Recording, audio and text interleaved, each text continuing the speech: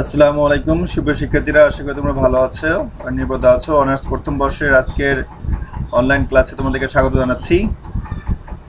তোমরা জানো যে আমরা ভৌত রসায়ন কোর্সের পদার্থের অবস্থা যে অধ্যায়টি আছে সেই অধ্যায়টি রিভিশন দিচ্ছিলাম এবং সেই অধ্যায়ের একটি লেকচার আমরা অলরেডি নিয়েছি আর কি। আর একটি লেকচারের মধ্যে অর্থাৎ আজকের লেকচার হয়ে গেলেই এই অধ্যায়টি শেষ হয়ে যাবে আশা করা যায়।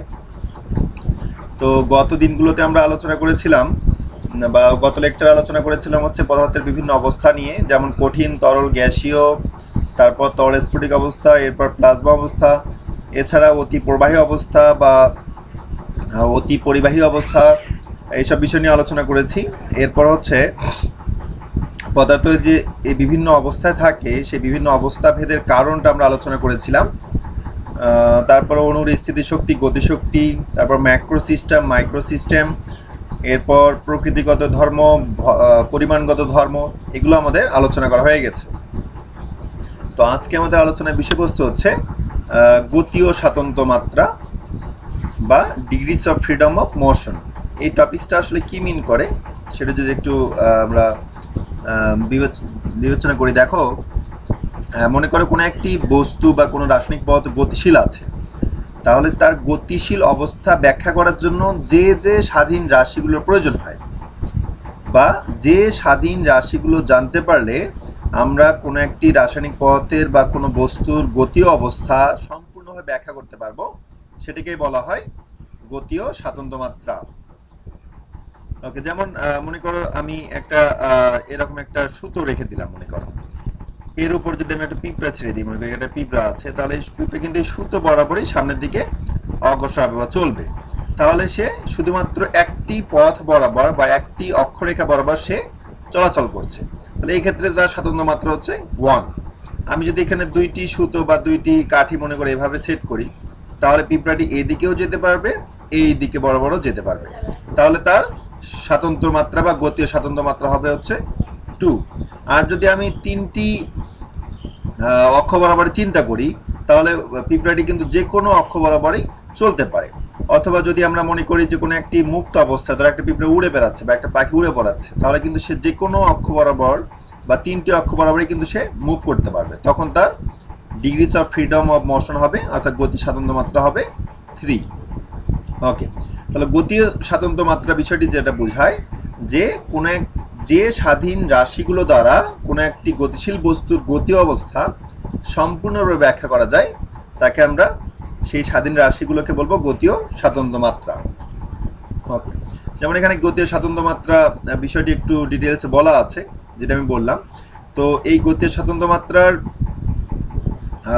কথা এখানে যদি বলা, যেমন যেহেতু কোনো একটি পরমাণুর অবস্থান সঠিক বর্ণনা, ধরো কোনো একটি পরমাণু চলাচল করছে, তার অবস্থান সঠিক বর্ণনা করার জন্য আমাদের কি দরকার? 3টি অক্ষরের প্রয়োজন। সেজন্য এদের স্বাতন্ত্র মাত্রা কত হবে? 3। এরকম তারপর এখানে কোনো একটি বস্তু বা কোনো রাসায়নিক পদার্থ যাই হোক না কেন, সেটি কতভাবে গতিশীল থাকতে পারে সেই গতির টাইপটা দেওয়া আছে: স্থানান্তর গতি, ঘূর্ণয়ন গতি এবং কম্পন গতি, যেটাকে translational motion, rotational motion, vibrational motion বলা হয়। ওকে, তো গতীয় স্বাতন্ত্র মাত্রার আরও একটা সংজ্ঞা আছে, যেটা হচ্ছে পদার্থের শক্তি সম্ভাব্য যত উপায়ে গতির মধ্যে বণ্টিত হতে পারে। পদার্থ, মনে করো কোনো একটি রাসায়নিক পদার্থ, ধরো পানি। পানি যদি আমি একটা রাসায়নিক পদার্থ চিন্তা করি, তাহলে এই রাসায়নিক পদার্থ যদি গতিশীল থাকে, এই পানি অণুটি যদি গতিশীল থাকে, তাহলে তার যে গতিশক্তি থাকবে সেই গতিশক্তিটি কতটা গতির উপায়ের মধ্যে ভাগ হতে পারে বা মোট গতিশক্তিটি কয়টি উপায়ে বণ্টিত হতে পারে, সেটি হচ্ছে তার গতীয় স্বাতন্ত্র মাত্রা। ওকে, তার আগে এই যে কোনো একটি বস্তু যখন গতিশীল থাকে, তখন মোটামুটি তার মধ্যে এই 3 ধরনের সম্ভাব্য গতি থাকতে পারে। একটা হচ্ছে স্থানান্তর গতি, যেটাকে ট্রান্সলেশনাল মোশন বলা হয়। একটা হচ্ছে ঘূর্ণয়ন গতি, যেটাকে রোটেশনাল মোশন বলা হয়। আর একটা হচ্ছে কম্পন গতি বা ভাইব্রেশনাল মোশন। ওকে, তারপর পদার্থের যে বিভিন্ন অবস্থা আছে, কারণ এই চ্যাপ্টারটার নামই হচ্ছে পদার্থের অবস্থা, সেটা হচ্ছে কঠিন, তরল এবং গ্যাসীয়। প্রধান যে 3টি অবস্থা আছে, তার মধ্যে কঠিন অবস্থায় পদার্থের অনুসময়ে শুধুমাত্র কি গতি থাকে? কম্পন গতি থাকে। তখন কোনো স্থানান্তর গতিও থাকে না, ঘূর্ণয়ন গতিও থাকে না।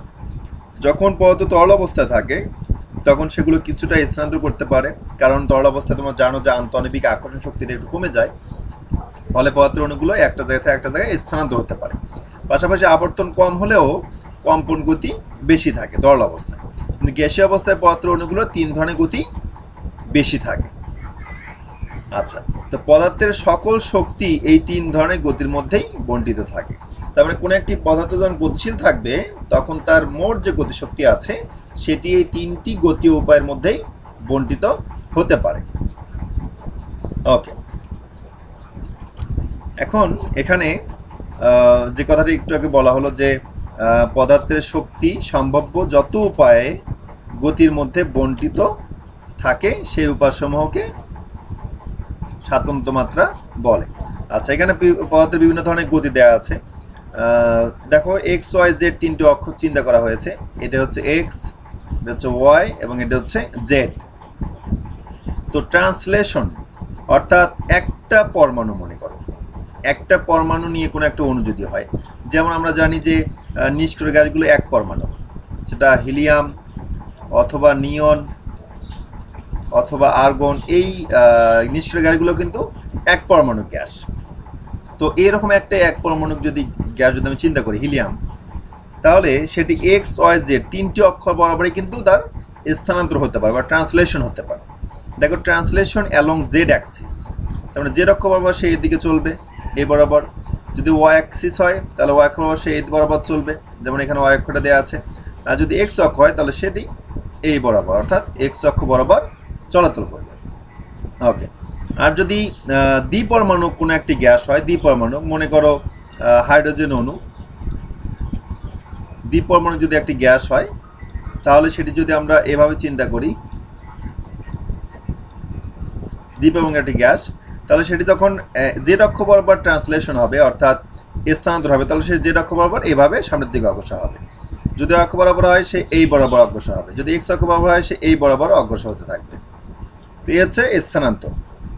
ওকে, এরপর হচ্ছে রোটেশনাল মোশন যেটা আছে বা ঘূর্ণন গতি যেটা আছে, সেটি এইখানকার ফিগারের চেয়ে এই দিকের ফিগারটা একটু ভালোভাবে বোঝা যাবে। দেখো এখানে জিআইএফ ফরম্যাটে আছে, এটা একবার আমি তোমাদের দেখাচ্ছি যে আসলে 3টা অক্ষ বরাবর কোনো একটি ধরো অণু বা রাসায়নিক পদার্থ কীভাবে ঘূর্ণন হতে পারে 3টা অক্ষ বরাবর। ওকে, ধরো একবার স্থির হয়ে যাক, তারপর আমরা দেখব। এই যে স্থির হয়ে গেল, এখন মনে করো রোটেশন শুরু করবে। ওকে, দেখো এবার জেড এই যে এবার দেখবা যে ওয়াই অক্ষকে ফিক্সড রেখে দেখো ঘুরছে, ওয়াই অক্ষকে ফিক্সড রেখে কিন্তু ঘোরা শুরু হয়েছে। ওয়াই অক্ষ ফিক্সড রেখে জেড এবং এক্স অক্ষ বরাবর ঘুরছে। এবার জেড অক্ষকে ফিক্সড রেখে ঘুরছে, কিন্তু জেড অক্ষকে ফিক্সড রেখে।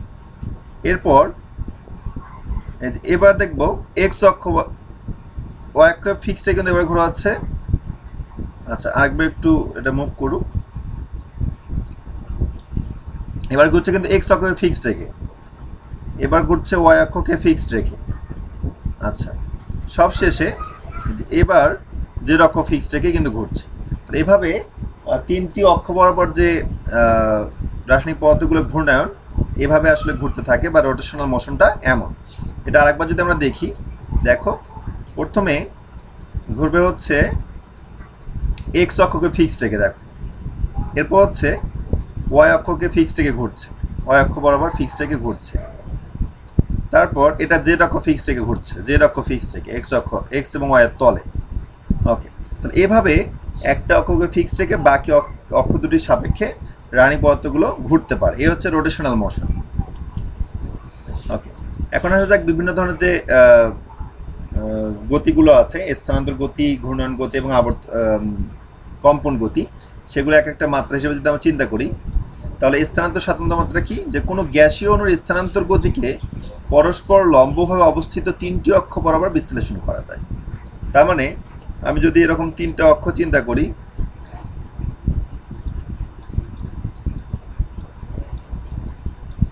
ধরো এটা এক্স, এটা ওয়াই, এটা হচ্ছে জেড,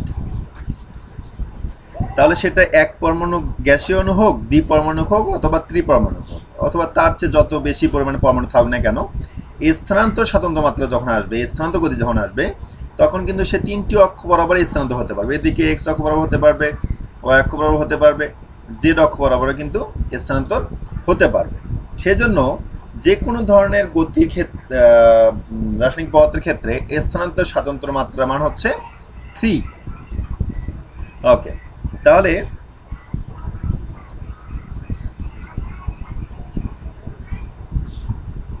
আচ্ছা, তাহলে স্থানান্তর গতিটা আমরা জানলাম যে স্থানান্তর তো যে কোনো অক্ষ বরাবর হতে পারে, সেটা এক্স হোক, ওয়াই হোক অথবা জেড হোক, এবং সেটা যে কোনো ধরনের পরমাণু হোক, এক পরমাণু হোক, দ্বিপরমাণু হোক, ত্রিপরমাণু হোক অথবা চতুর্থ বা তার চেয়ে বেশি ধরনের পরমাণু যুক্ত কোনো একটা অণু হলেও কোনো সমস্যা নেই, সেটার যে কোনো অক্ষ বরাবর সেটার ঘূর্ণায়ন ঘটতে পারে।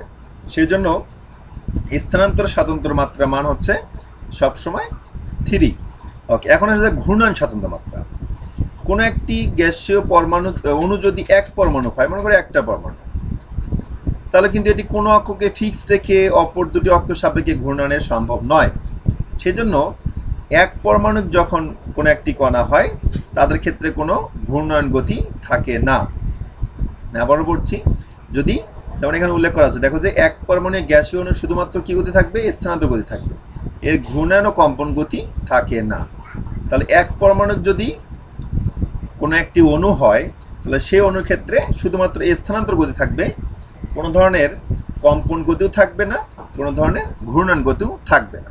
কিন্তু যদি দ্বিপরমাণু হয়, মনে করো দ্বিপরমাণু আছে,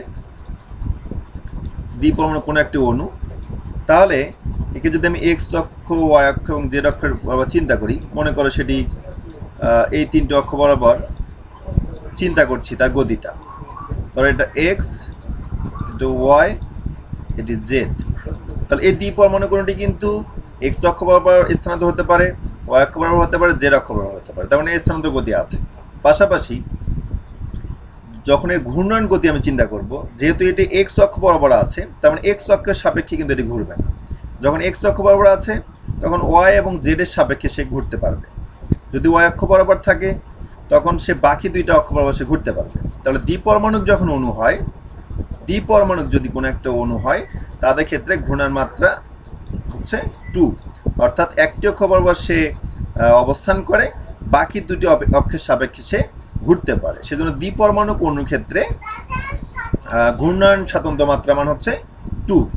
ওকে, আর যদি ত্রিপারমাণবিক হয়, মনে করো কার্বন ডাইঅক্সাইড অণু, কার্বন ডাইঅক্সাইড অণু যদি হয় এবং সেটি যদি সরলরৈখিক হয়, তাহলে সেটি কিন্তু যদি আমি এক্স অক্ষ বরাবর থাকে, তাহলে এক্স অক্ষের সাপেক্ষে সে ঘুরতে পারবে না, বাকি দুইটি অক্ষের সাপেক্ষে সে ঘুরবে। তার মানে ত্রিপারমাণবিক বা চতুর্থ পারমাণবিক যদিও হয়, তাদের ক্ষেত্রে যদি অণুটি সরলরৈখিক হয়, সেক্ষেত্রেও তার ঘূর্ণায়ন স্বাতন্ত্র মাত্রা মান হচ্ছে 2। আর যদি ত্রিপারমাণবিক কিন্তু অরৈখিক, সরলরৈখিক নয়, যেমন পানির অণু, এই পানির অণু যদি হয়, তাহলে পানির অণুর ক্ষেত্রে কিন্তু তার ঘূর্ণায়ন মাত্রা 3 হবে, অর্থাৎ 3টি অক্ষের সাপেক্ষে সে ঘুরতে পারবে। তাহলে আমরা এই পর্যন্ত কি জানলাম? যে স্থানান্তর স্বাতন্ত্র মাত্রা হচ্ছে 3 যে কোনো ধরনের অণু ক্ষেত্রে, সেটা এক পরমাণু অণু হোক, দ্বিপরমাণু হোক অথবা ত্রিপারমাণবিক বা তার চেয়ে বেশি হোক, স্থানান্তর স্বাতন্ত্র মাত্রা সবসময় 3। ওকে, এরপর আসা যাক ঘূর্ণায়ন স্বাতন্ত্র মাত্রা। যদি এক পারমাণবিক অণু হয়, যেমন এক পারমাণবিক অণু হচ্ছে হিলিয়াম, নিয়ন, আর্গন, এগুলোর ক্ষেত্রে কোনো ঘূর্ণায়ন গতি থাকে না, শুধুমাত্র স্থানান্তর গতি থাকে, কম্পন গতিও থাকে না। আর যদি দ্বিপারমাণবিক হয়, তাহলে দ্বিপারমাণবিক অণুর ক্ষেত্রে কম্পন স্বাতন্ত্র মাত্রা মান হচ্ছে ঘূর্ণায়ন স্বাতন্ত্র মাত্রা মান হচ্ছে 2, কারণ সেটি যখন যে অক্ষ বরাবর থাকবে সেই অক্ষ ছাড়া বাকি দুই অক্ষের সাপেক্ষে সে ঘুরতে পারবে। সেজন্য ঘূর্ণায়ন স্বাতন্ত্র মাত্রা মান হচ্ছে 2 দ্বিপারমাণবিক অণুর ক্ষেত্রে। আর যদি ত্রিপারমাণবিক অণু হয় কিন্তু সরলরৈখিক হয়, সেক্ষেত্রে তারও ঘূর্ণায়ন স্বাতন্ত্র মাত্রা মান হচ্ছে 2। আর যদি অরৈখিক হয়, সমরৈখিক না হয়, ত্রিপারমাণবিক, সেক্ষেত্রে তার ঘূর্ণায়ন স্বাতন্ত্র মাত্রা মান হচ্ছে 3। ওকে, এখন এখানে ত্রিপারমাণবিক একটা অণুর ঘূর্ণায়ন দেখানো হয়েছে। এই ঘূর্ণায়ন যে সামনে একটা জিআইএফ ফরম্যাটে একটা, অর্থাৎ অ্যানিমেটেড টাইপ একটা ঘূর্ণায়ন আছে, সেটি তোমরা দেখলে বুঝতে পারবো, বা একটু আগে তো আমরা ঘূর্ণায়ন দেখলামই। এখন আছে কম্পন স্বাতন্ত্র মাত্রা। কম্পন স্বাতন্ত্র মাত্রা কি? যে এটি গ্যাসীয় অণুতে উপস্থিত পরমাণুর সংখ্যা, অর্থাৎ অণুতে কয়টি পরমাণু আছে তার উপর এবং অণুর গঠনের উপর নির্ভর করে। তো আমরা স্থানান্তর স্বাতন্ত্র্য মাত্রা জানলাম 3, সেটা যে কোনো ধরনের অণু বা যে কয়টা পরমাণুই থাক না কেন সব ধরনের অণুর ক্ষেত্রে স্থানান্তর স্বাতন্ত্র্য 3। আর ঘূর্ণায়ন স্বাতন্ত্র্য মাত্রা দেখলাম দ্বিপারমাণবিক অণুর ক্ষেত্রে 2 হয়, ত্রিপারমাণবিক কিন্তু সরলরৈখিক অণু তার ক্ষেত্রেও 2 হয়, আর যদি অরৈখিক অণু হয় ত্রিপারমাণবিক সেক্ষেত্রে 3 হয়। তাহলে আমরা স্থানান্তর স্বাতন্ত্র্য মাত্রা জানি, ঘূর্ণায়ন স্বাতন্ত্র্য মাত্রা জানি। তাহলে কম্পন স্বাতন্ত্র্য মাত্রা বের করবো কিভাবে? মোট মান থেকে, মোট মান থেকে অর্থাৎ মোট স্বাতন্ত্র্য মাত্রা থেকে আমরা যদি স্থানান্তর স্বাতন্ত্র্য মাত্রা এবং ঘূর্ণায়ন স্বাতন্ত্র্য মাত্রা বিয়োগ করি তাহলেই কোনো একটা অণুর ক্ষেত্রে আমরা কম্পন স্বাতন্ত্র্য মাত্রাটা মান বের করতে পারবো। এখন আসি মোট স্বাতন্ত্র্য মাত্রা কত। আমরা একটু আগে দেখলাম যে কোনো একটি অণু যখন মুক্ত অবস্থা থাকবে তখন তার চলাচলের ক্ষেত্রে সে যে কোনো দিকে অর্থাৎ যে কোনো অক্ষ বরাবর সে মুভ করতে পারবে, সেই জন্য তার মোট স্বাতন্ত্র্য মাত্রা মান হচ্ছে 3 এবং তার সঙ্গে তার পরমাণুর সংখ্যা থাকবে। n হচ্ছে অণুতে উপস্থিত পরমাণুর সংখ্যা, পরমাণুর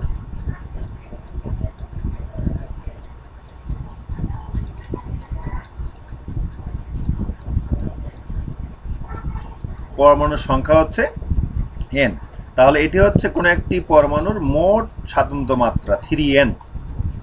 ওকে, এখন দেখো গতির স্বাতন্ত্র্য মাত্রা কিভাবে নির্ণয় করা হয়। খেয়াল করো যে মোট কম্পন স্বাতন্ত্র্য মাত্রাটা বের করবো কিভাবে? মোট স্বাতন্ত্র্য মাত্রা থেকে স্থানান্তর মাত্রা এবং আবর্তন স্বাতন্ত্র্য মাত্রা বা ঘূর্ণায়ন স্বাতন্ত্র্য মাত্রা আমরা বিয়োগ করব। তো কোনো একটি n সংখ্যক পরমাণু সংবলিত কোনো একটি অণুর মোট স্বাতন্ত্র্য মাত্রা হচ্ছে 3n। আচ্ছা, তাহলে মোট স্বাতন্ত্র্য মাত্রা হচ্ছে 3n। তাহলে সেই 3n থেকে আমি যদি সমরৈখিক অণু হয়, সমরৈখিক অণু কিন্তু ত্রিপারমাণবিক, যেমন কার্বন ডাইঅক্সাইড একটা অণু, এই অণুটি কিন্তু ত্রিপারমাণবিক অর্থাৎ 3টি পরমাণু এখানে আছে কিন্তু অণুটি সরলরৈখিক, তাহলে মোট স্বাতন্ত্র্য মাত্রা থেকে স্থানান্তর বিয়োগ করবে এবং আবর্তন বিয়োগ করবে। স্থানান্তর স্বাতন্ত্র্য মাত্রা কত? যে কোনোটা ক্ষেত্রে 3। আর আবর্তন স্বাতন্ত্র্য মাত্রা যদি অণু সরলরৈখিক হয় তাহলে তার আবর্তন স্বাতন্ত্র্য মাত্রা 2। কেন 2 হয় সেটা আমি বললাম। তাহলে ত্রিপারমাণবিক কিন্তু সমরৈখিক মানে সরলরৈখিক অণুর ক্ষেত্রে কম্পন স্বাতন্ত্র্য মাত্রা মান হচ্ছে 3n-5। তাহলে কম্পন স্বাতন্ত্র্য মাত্রা হচ্ছে 3n-5 সরলরৈখিক অণুর ক্ষেত্রে, আবর্তন স্বাতন্ত্র্য মাত্রা হচ্ছে 2 এবং স্থানান্তর স্বাতন্ত্র্য মাত্রা হচ্ছে 3। ওকে, আর যদি অরৈখিক অণু হয়, অরৈখিক অণুর ক্ষেত্রে মোট স্বাতন্ত্র্য মাত্রা 3n কিন্তু স্থানান্তর 3 তো হবে, স্থানান্তর সবসময় 3, আবর্তন কিন্তু 3, কারণ অরৈখিক অণু যে কোনো 3টি অক্ষের সাপেক্ষে মুভ করতে পারে। তাহলে আমরা যদি এটা কম্পন স্বাতন্ত্র্য মাত্রা বের করতে চাই তাহলে 3n মাইনাস স্থানান্তর স্বাতন্ত্র্য মাত্রা এবং আবর্তন স্বাতন্ত্র্য মাত্রা যোগ করতে, তাহলে 3n-6।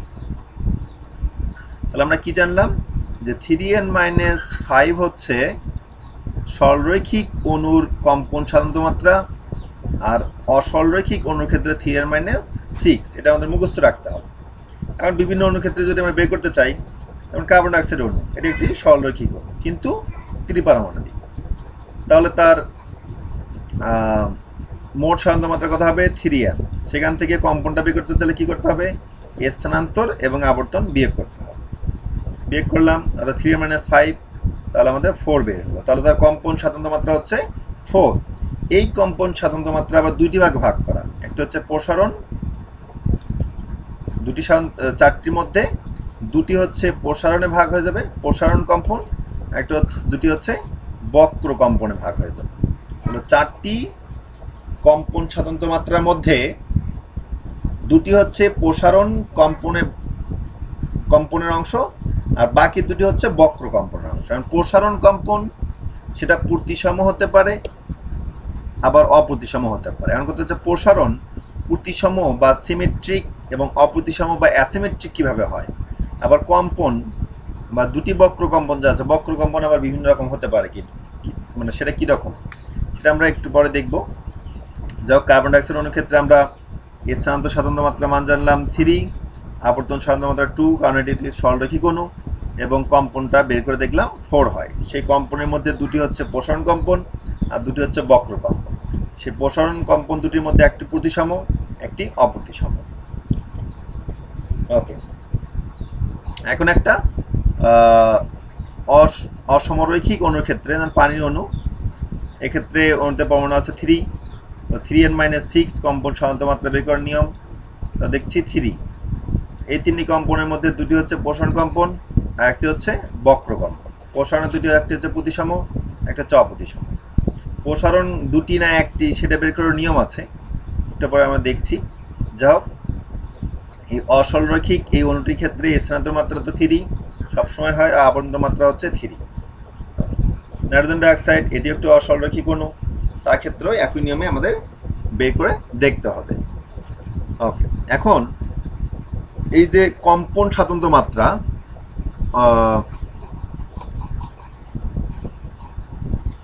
কম্পন স্বাতন্ত্র মাত্রা যে সরলরৈখিক অণুর ক্ষেত্রে 3n-5 হয় আর অসরলরৈখিক অণুর ক্ষেত্রে যে 3n-6 হয়, 3n-6, এটা হচ্ছে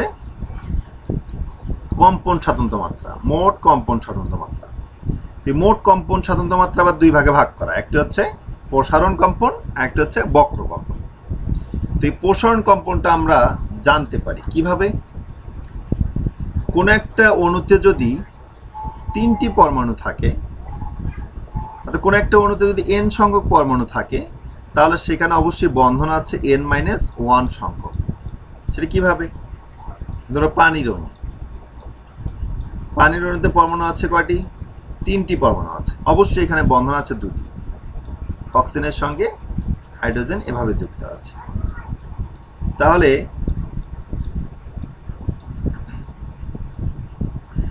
আমরা কি জানলাম? যে কোনো একটা পরমাণু অণুতে যে কয়টি পরমাণু আছে সেই পরমাণুর সংখ্যা থেকে 1 বিয়োগ করলে তার বন্ধন সংখ্যা পাওয়া যায়, অর্থাৎ তার পরমাণুর সংখ্যার চেয়ে একটা কম পরিমাণে বন্ধন থাকে। তাহলে যে কয়টি বন্ধন থাকবে তার প্রসারণও ঠিক সেই কয়টি হয়, অর্থাৎ প্রসারণ অথবা সংকোচন। তার মানে কোনো একটা অণুতে n-1 সংখ্যক উপায়ে প্রসারণ কম্পন থাকতে পারে। প্রসারণ কম্পনটা একটু পরেই ভালোভাবে বুঝতে পারবা, ফিগার আমি দেখাবো। যা হোক, তাহলে কোনো একটা সরলরৈখিক অণুর ক্ষেত্রে মোট কম্পন স্বাতন্ত্র মাত্রা হচ্ছে 3n-5, সেখান থেকে আমি যদি প্রসারণটা বিয়োগ করি তাহলে বক্র কম্পনটা পাবো। এটাই হচ্ছে সেই সমরৈখিক অণুর ক্ষেত্রে বক্র কম্পন সংখ্যা, আর অসমরৈখিকের ক্ষেত্রে 2n-5। তাহলে বক্র কম্পন কীভাবে বের করে বা প্রসারণ কম্পনটা কি, এটা আমরা এভাবে জানলাম। কম্পন স্বাতন্ত্র মাত্রা বের করবো কিভাবে? মোট স্বাতন্ত্র মাত্রা থেকে স্থানান্তর এবং আবর্তনটা বিয়োগ করব। সেটা আমাদের একটা ফর্মুলায় আছে যে সরলরৈখিক যদি হয় সেটা 3n-5, আর যদি অসরলরৈখিক হয় সেটা 3n-6। এই যে 3n-5 এবং 3n-6 এগুলো কিন্তু মোট কম্পন স্বাতন্ত্র মাত্রা। এই কম্পন স্বাতন্ত্র মাত্রা আবার দুই ভাগে ভাগ করা, একটা হচ্ছে প্রসারণ, একটা হচ্ছে বক্র। তো প্রসারণেরটা সবসময় n-1, আর বক্রটা বের করার নিয়ম হচ্ছে এভাবে, মোট কম্পন স্বাতন্ত্র মাত্রা থেকে প্রসারণটা বিয়োগ করলে আমরা পেয়ে যাব। তাহলে বিভিন্ন অনুক্ষেত্রে প্রসারণ কম্পন বা বক্র কম্পন এগুলো বের করা শিখতে হবে। ওকে, এইখানে দেখো, এইখানে ফিগার হচ্ছে এই প্রতিসম প্রসারণ কম্পন কেমন বা অপ্রতিসম প্রসারণ কম্পন কেমন, বক্র কম্পন কেমন, সেটা এই পরে ফিগার ভালো বুঝতে পারবা। খেয়াল করো,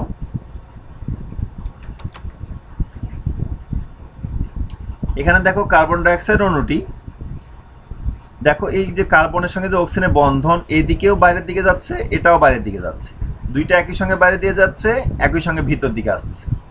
প্রথমটা হচ্ছে, এটা হচ্ছে প্রতিসম প্রসারণ, প্রতিসম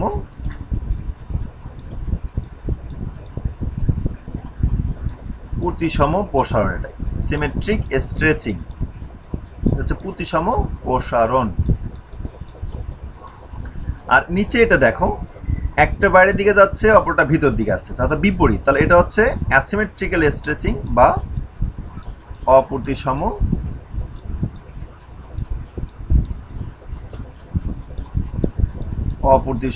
প্রসারণ।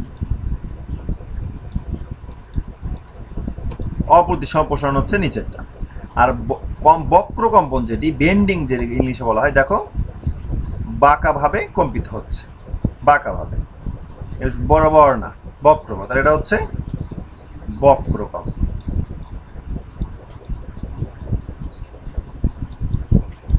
এটা হচ্ছে বক্রকম্পন। তাহলে এই হচ্ছে প্রতিসম প্রসারণ, এটা হচ্ছে অপ্রতিসম প্রসারণ, আর এটা হচ্ছে বক্রকম্পন। এই বক্রকম্পনে আবার টাইপ আছে বিভিন্ন। দেখো এই পরের ফিগার ভালো বুঝতে পারবা। এখানে দেখো একটা ভিতরের দিকে আসতেছে আর একটা বাইরে দিয়ে যাচ্ছে, বিপরীত। তাহলে এটা হচ্ছে অ্যাসিমেট্রিক্যাল, অ্যাসিমেট্রিক্যাল স্ট্রেচিং বা প্রসারণ। আর এটা দেখো দুইটা একই সঙ্গে আসতেছে ভিতর দিকে, দুইটা একই সঙ্গে বাইরে দিয়ে যাচ্ছে, এটা হচ্ছে সিমেট্রিক্যাল স্ট্রেচিং অর্থাৎ প্রতিসম প্রসারণ। আর এই যে চারটি আছে, এই চারটি হচ্ছে বক্রকম্পন। এই চারটি বক্রকম্পনের মধ্যে নামগুলো কেমন দেখো, সিজরিং, ওয়াগিং, টুইস্টিং এবং রকিং। এর মধ্যে একটু খেয়াল করে দেখো, এর মধ্যে হচ্ছে এই যে সিজরিংটা কেমন, যেমন কেচি যেমন আমরা কাটি, যে এটা ধরো এটাও ভিতর দিকে আসতেছে, এটাও ভিতর দিকে আসতেছে, অর্থাৎ একটা ক্রস করছে কাচির মতো, সিজরিং বলা হয়। সিজর শব্দ অর্থ কাচি, সিজরিং।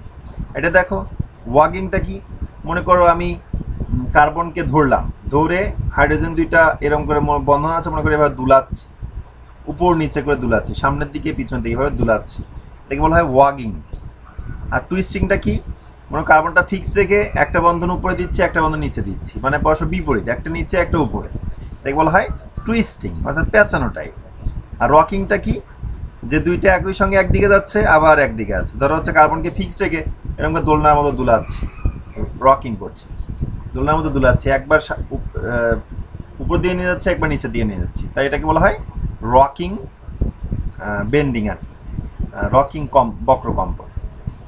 এ হচ্ছে প্রসারণ, একটা হচ্ছে প্রতিসম, একটা হচ্ছে অপ্রতিসম, যেটাকে অ্যাসিমেট্রিক বা আর একটা সিমেট্রিক বলা হয়। আর বেন্ডিংয়ের মধ্যে চার ধরনের, সিজরিং, ওয়াগিং, টুইস্টিং ও রকিং। এর মধ্যে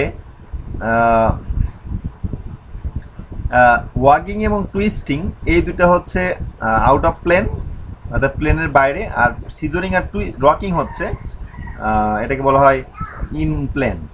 ওয়াগিং আর টুইস্টিং হচ্ছে out of plane, out of plane অর্থাৎ তলের মানে বাইরে, একবার উপরে একবার নিচে থাকা। রকিং আর সিজরিং হচ্ছে প্লেনের মধ্যে আর কি, ইন প্লেন হয়। ওকে, এই গেল। এবার শক্তির সমবন্টন এবং সমবিভাজন নীতি। এটি হচ্ছে যে কোনো গতিশীল বস্তুর যখন গতিশক্তিটি আছে, সেই গতিশক্তির যে তিনটি ভাগ করে, এক্স এবং জেড অক্ষ বরাবর, এবং প্রতিটি স্বাতন্ত্র মাত্রা বরাবর, প্রতিটি অক্ষ বরাবর সেই শক্তির বন্টিত হওয়াটার পরিমাণটা হচ্ছে হাফ কেটি। এটি হচ্ছে শক্তির সমবিভাজন নীতি। মানে এর কী লেখা আছে, কোনো গতীয় সিস্টেমের মোট শক্তি তাপীয় সাম্য অবস্থায় বিভিন্ন স্বাতন্ত্র সংখ্যার মধ্যে সমভাবে বন্টিত হয়। তো প্রত্যেক স্বাতন্ত্র মাত্রার মধ্যে শক্তির পরিমাণ হচ্ছে হাফ কেটি। এটা হচ্ছে শক্তির সমবিভাজন নীতি। সেটা এখানে প্রমাণ আছে, আশা করি প্রমাণটি তোমরা খুব সহজে বুঝতে পারবে। প্রমাণটি একটু ভালোভাবে দেখবে। তো আজকে এই চ্যাপ্টারটি শেষ হয়ে গেল, এই চ্যাপ্টারের রিভিশন। আমরা আগামী দিন থেকে ইনশাআল্লাহ রসায়ন ও শক্তি যে অধ্যায়টি আছে সেই অধ্যায়টি রিভিশন শুরু করব। তোমরা আশা করি এই টপিকস লেকচারটি ভালোভাবে দেখবে। যদি কোনো সমস্যা হয় তাহলে কমেন্টে প্রশ্ন করবে, আশা করি আমি বা মেসেঞ্জারে প্রশ্ন করতে পারো, তাহলে আমি অ্যান্সার দেওয়ার চেষ্টা করবো ইনশাআল্লাহ। ধন্যবাদ সবাইকে।